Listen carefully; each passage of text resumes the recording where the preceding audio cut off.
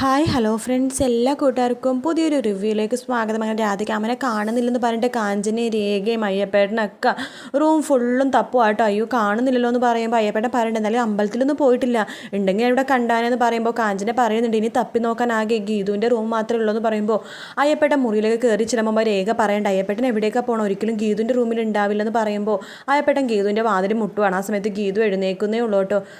ഇതെന്താ ചോദിക്കുമ്പോൾ അതല്ല മോളെ രാധികാമ്മ എന്ന് പറയുമ്പോൾ രാധികാമ്മ ഇവിടെ ഉണ്ടല്ലോ എന്ന് പറയാണ്. ആ സമയത്ത് രാധികാമ്മ പതുക്കെ ഇങ്ങനെ നടന്നു വരുവാ കേട്ടോ.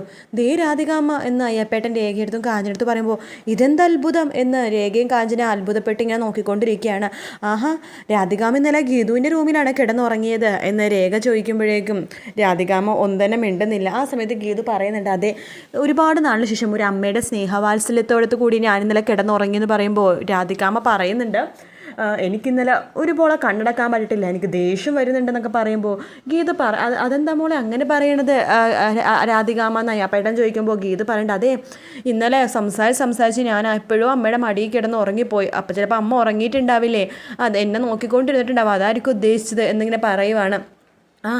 ഇതെന്താ അത്ഭുതമാണ് ചേച്ചി എന്ന് പറഞ്ഞിട്ട് പ്രിയ വരുന്നുണ്ട്. അതെ ഇവരുടെ പിണക്കൊക്കെ മാറി മോളെ എന്ന് അയ്യപ്പേട്ടൻ പറയുമ്പോൾ ആണോ ചേച്ചി എന്ന് പറയുമ്പോൾ ഗീതു പറയണ്ട, അതെ പിണക്കൊക്കെ മാറി എന്ന് പറയുമ്പോൾ രാധികാൻ പറയടി, നിനക്ക് ഞാൻ കാണിച്ചു തരാടി, ഇതിനുള്ളത് ഇപ്പം മറുപടി ഞാൻ നിനക്ക് തന്നിരിക്കും, എൻ്റെ ഒരു രാത്രി നീ കളഞ്ഞു, നിന്റെ ഒരുപാട് രാത്രികൾ ഞാൻ കളയുമെന്ന് പറഞ്ഞിട്ട് രാധികാമ്മ അവിടെ നിന്ന് പോവാണ്. അതെന്താ മോളെ രാധികാമ്മ അങ്ങനെ പറഞ്ഞതെന്ന് രേഖ ചോദിക്കുമ്പോൾ അതെ ഞാനും രാധികാമ്മയും തമ്മിൽ ശത്രുക്കളാണെന്ന് തന്നെ ഇപ്പം എല്ലാവരും അറിഞ്ഞാൽ മതി എന്നാണ് പറഞ്ഞത്, നമ്മൾ തമ്മിൽ മിത്രങ്ങളായ കാര്യമേ ആരും പറയണമെന്ന് പ്രത്യേകം പറഞ്ഞിട്ടുണ്ട് എന്ന് പറയുവാണ്. അതിനുശേഷം ഗീതു പറയുന്നുണ്ട്, പ്രിയേ എന്തായാലും നീയും നിൻ്റെ അമ്മയും ഞാനും തമ്മിൽ ഒരു പ്രശ്നവും ഇല്ല, നീ വീട്ടിലേക്ക് പോയിക്കോ എന്ന് പറയുമ്പോൾ നമ്മുടെ പ്രിയ പറയുന്നുണ്ട്, എന്നാൽ അച്ഛനും അമ്മയടുത്തും പറയട്ടെ എന്ന് പറയുമ്പോൾ നമ്മുടെ അയ്യപ്പേട്ടൻ പറയുന്നുണ്ട്, അച്ഛനും അമ്മയും രാവിലെ പോയി. അതെന്ത് പോക്ക് ആരോടും പറയാത്തതെന്ന് പറയുമ്പോൾ കാഞ്ചന പറയുന്നുണ്ട്, അവർക്ക് എന്തൊക്കെയോ പറ്റിയെന്ന് തോന്നണു, എനിക്ക് എന്നെ സർവൻ്റായിട്ട് 50,000 രൂപ തരാമെന്നൊക്കെ പറഞ്ഞു എന്ന് പറയുമ്പോൾ അയ്യപ്പേട്ടൻ പറയുന്നുണ്ട്, അത് ശരിയാ, എന്നോടും രാവിലെ പറഞ്ഞു ഒരു ആനനെ മേടിക്കാൻ ആഗ്രഹമുണ്ട്, ശമ്പളക്കാരനാവാവോ വരാവോ എന്നൊക്കെ ചോദിച്ചു, അവർക്ക് എവിടുന്നോ പണം കിട്ടിയിട്ടുണ്ടല്ലോ ചേച്ചി എന്ന് പ്രിയ പറയുമ്പോൾ അതേ മോളെ അതെന്തായാലും അന്വേഷിക്കണം, പെട്ടെന്നൊരു ദിവസം അവർക്ക് ഇങ്ങനെ പണം കിട്ടി അവരുടെ സ്വയബോധം പോയോ എന്നൊക്കെ നമ്മുടെ ഗീതവും വിചാരിക്കുകയാണ്. പെട്ടെന്നാണ് ഗീതു ആ കാര്യം ഇങ്ങനെ ആലോചിക്കണത്. എന്നാൽ അമ്മക്കച്ഛനെ പെട്ടെന്ന് ഇങ്ങനെ പണം കിട്ടി എന്നൊക്കെ ഇങ്ങനെ ആലോചിക്കുകയാണ്. എന്തോ പറ്റിയിട്ടുണ്ട് മോളെ എന്ന് അയ്യപ്പേട്ടനും പറയുന്നുണ്ട്. ആ സമയത്ത് ഗീതു ഇന്നലെ രാത്രി നടന്ന സംഭവങ്ങളൊക്കെ ജസ്റ്റ് ഒന്ന് ആലോചിച്ച് നോക്കട്ടെ, ഗീതുക്ക് ശരിക്കും ഓർമ്മയൊന്നുമില്ല, എന്നാൽ ഓർമ്മ വരുമ്പോൾ ഗീതു എന്തൊക്കെയോ കാണിച്ചു കൂട്ടണതും പാട്ട് പാടുന്നതും നമ്മുടെ ഭദ്രനും വിലാസിനെയും ഒരു പേപ്പർ വന്നിട്ട് ഒപ്പിടാൻ പറഞ്ഞതൊക്കെ ഗീതു ആലോചിക്കുവാണ്. അതിനുശേഷം ഗീതുക്കൊന്നും ഓർമ്മയില്ല. അപ്പോൾ ഗീതുക്ക് ചെറിയൊരു സംശയം തോന്നുവാണ്, എന്തൊരു പണി ഒപ്പിച്ചിട്ടാണോ ഇവർ പണക്കാരായെന്നൊരു സംശയം ഗീതുക്ക് തോന്നുവാണ്. ആ സമയത്ത് നമ്മുടെ പ്രിയ ചോദിക്കേണ്ടത്, എന്താ ചേച്ചി ആലോചിക്കണേന്ന് ചോദിക്കുമ്പോൾ പ്രിയെ നീ വിനോദമായിട്ട് ഇപ്പം തന്നെ വീട്ടിലേക്ക് പോയിക്കോ, നിങ്ങളുടെ തൊട്ട് പിന്നാലെ തന്നെ ഞാനും വരാം, എനിക്കൊരു സ്ഥലത്ത് കൂടി കയറാനുണ്ട്, അതുകൊണ്ട് ഞാൻ വണ്ടി എടുത്തുകൊണ്ട് വന്നോളാം, നിങ്ങൾ മുമ്പിലേക്ക് പോയിക്കോ എന്ന് പറയണം. അങ്ങനെ പ്രിയ വിനോദിനെയും കൂട്ടിക്കൊണ്ട് വീട്ടിൽ പോകാൻ ഒരുങ്ങുവാണ്. ഗീതുവും പോകാൻ വേണ്ടി പോകുമ്പോൾ ഗോവിന്ദ് അവിടെ ഇരിക്കണം കാണുമ്പോൾ അയ്യോ ഗോവിന്ദേട്ടൻ എങ്ങനെ മുഖത്ത് നോക്കും, ഇന്നലെ രാത്രി സംഭവിച്ചതൊക്കെ ഗീതു ആലോചിക്കുക കേട്ടോ. ഇന്നലെ രാത്രി സംഭവിച്ചതിനെ കുറിച്ച് ചോദിച്ചാൽ ഞാൻ എന്ത് പറയൂ ഈശ്വര എന്നൊക്കെ ആലോചിച്ച് പതുക്കെ ഗീതു മുങ്ങാൻ പോകുമ്പോഴേക്കും ഗോവിന്ദ് ഗീതു എന്ന് പറഞ്ഞ് വിളിക്കുകയാണ്. എന്താ എന്ന് ഗീതു ചോദിക്കുമ്പോൾ അവിടെ നിന്നോടൊരു കാര്യം ചോദിക്കാനുണ്ട് എന്ന് പറഞ്ഞിട്ട് ഗോവിന്ദ് അടുത്തേക്ക് വരിക. ഈശ്വര തീർന്നു, ഇന്ന് രാവിലെ തന്നെ കിട്ടും എന്നൊക്കെ ഗീതു ഇങ്ങനെ മനസ്സിൽ വിചാരിക്കുകയാണ്. ആ സമയത്ത് ഗോവിന്ദ് അടുത്തേക്ക് വരുന്നുണ്ട്. അതെ നിന്നോടൊരു കാര്യം പറയാനുണ്ട്, ഇന്ന് അവരുടെയും കിഷോറും നമ്മുടെ കമ്പനിയിൽ ജോയിൻ ചെയ്യാൻ പോകുക എന്ന് പറയുമ്പോൾ ഗീതു എന്നൊക്കെ പറയുന്നുണ്ട് കേട്ടോ. ഗീതു ചെറുതായിട്ടൊന്ന് പതറുന്നുണ്ടെങ്കിലും അങ്ങനെ ശരി എന്നൊക്കെ പറയുന്നുണ്ട്.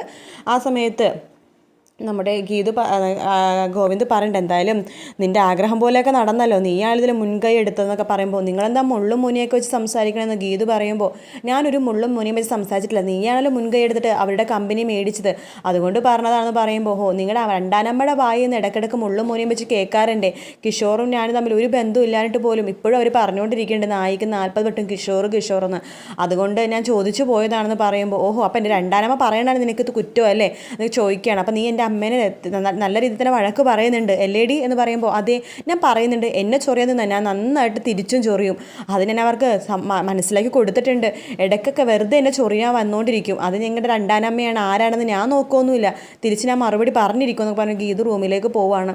അതിനുശേഷം ഗീതു പെട്ടെന്ന് കിഷോറിനെ കുറിച്ച് ആലോചിക്കുക കേട്ടോ. കിഷോർ തന്നെ കീഴ്പ്പെടുത്താൻ ശ്രമിച്ചതും അതെല്ലാം തന്നെ ആലോചിച്ച് ഗീതുയുടെ കണ്ണ് നിറയാണ്. ഗീതു മനസ്സിൽ വിചാരിക്കുകയാണ്, അങ്ങനെ ദൈവമായിട്ട് എനിക്കൊരു അവസരം തന്നു, അവനെ കാൽക്കീഴിൽ വെച്ച് വലിച്ച് കീറാൻ വേണ്ടി, അതെ, ഇവിടെ എൻ്റെ ദൈവമായിട്ട് അവതരിച്ചത് ഗോവിന്ദ് സാറാണ്.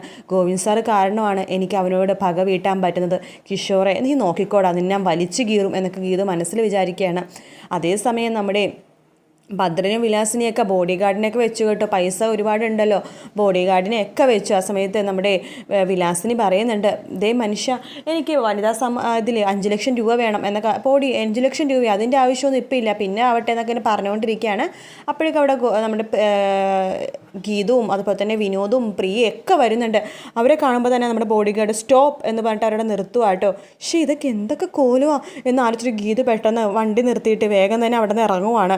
അതിനുശേഷം ബോഡി ഗാർഡ് പറഞ്ഞു, നിങ്ങളുടെ ID പ്രൂഫ് കാണിക്കാതെ ഞാൻ അകത്തേക്ക് വിടില്ല എന്ന് പറയുവാണ് കേട്ടോ. എന്തൊക്കെയാച്ചാ ഇവിടെ സംഭവിക്കണമെന്ന് വിനോദ് ചോദിക്കുമ്പോൾ, മോനെ എനിക്ക് വധഭീഷണി ഉണ്ട്, അതുകൊണ്ട് ഞാൻ ബോഡി ഗാർഡിനെ വെച്ചതാ, താനൊന്ന് മാറിടോ എന്ന് പറഞ്ഞാൽ ബോഡി ഗാർഡിനെ വലിച്ചു നീക്കിയിട്ട് വിനോദ് അകത്തേക്ക് കയറുവാട്ടോ. ഇത് എൻ്റെ വീടാണ്, ഞങ്ങൾക്ക് കയറാം എന്നൊക്കെ പറയുവാണ്. നമ്മുടെ ഗീത ചോദിക്കേണ്ടേ, എന്താ അമ്മ അച്ഛൻ നിങ്ങൾക്ക് സംഭവിച്ചത്, ഇത് എന്തൊക്കെയാണ്, ഇതിന് മാത്രം എത്രയൊക്കെ പണം നിങ്ങൾക്ക് എവിടെ നിന്ന് കിട്ടിയെന്ന് ചോദിക്കുമ്പോൾ, മോളെ പണം ഒന്നും ഞങ്ങൾ നോക്കിയില്ല, എൻ്റെ ജീവനെ ഭയങ്കര വധഭീഷണിയാണ് എന്നൊക്കെ ഞാൻ പറയുവാണ്. ആ സമയത്ത് ഒരു സ്റ്റാഫ് ജ്യൂസൊക്കെ ആയിട്ട് വരുവാട്ടോ. ഇതെന്താ സ്റ്റാഫൊക്കെ അമ്മേ എന്ന് പ്രിയ ചോദിക്കുമ്പോൾ, അതേ മോളെ ഇവിടെ 2 വേലക്കാരത്തികളെ വെച്ചിട്ടുണ്ട്. ഒരു വേലക്കാരത്തി നിൻ്റെ കാര്യങ്ങൾ നോക്കാനും മറ്റൊരാൾ എൻ്റെ കാര്യങ്ങൾ നോക്കാനും എന്ന് പറയുമ്പോൾ ഗീതു ദേഷ്യം കൊണ്ട് വിലാസിനെ അകത്തേക്ക് വിളിച്ചുകൊണ്ട് പോവാട്ടോ. ഭദ്രനെ വിളിക്കണ്ട്, അച്ഛാ ഇങ്ങോട്ട് വന്നേ എന്ന് പറഞ്ഞ് വിളിക്കുകയാണ്. വിനോദ് പറയണ്ട, അച്ഛാ ഇത് ഇവരെ പറഞ്ഞയക്കാൻ നോക്കുന്നത് പറയുമ്പോൾ, മോനെ ഇപ്പം പറഞ്ഞയക്കാൻ പറ്റില്ല, ഒരാഴ്ചത്തേക്ക് ശമ്പളം കൊടുത്തുപോയി, ഒരാഴ്ച അവിടെ വരെ നിൽക്കട്ടെ എന്ന് പറയുകയാണ്. അതിനുശേഷം ഭദ്രൻ അകത്തേക്ക് കയറി പോകുന്നുണ്ട്.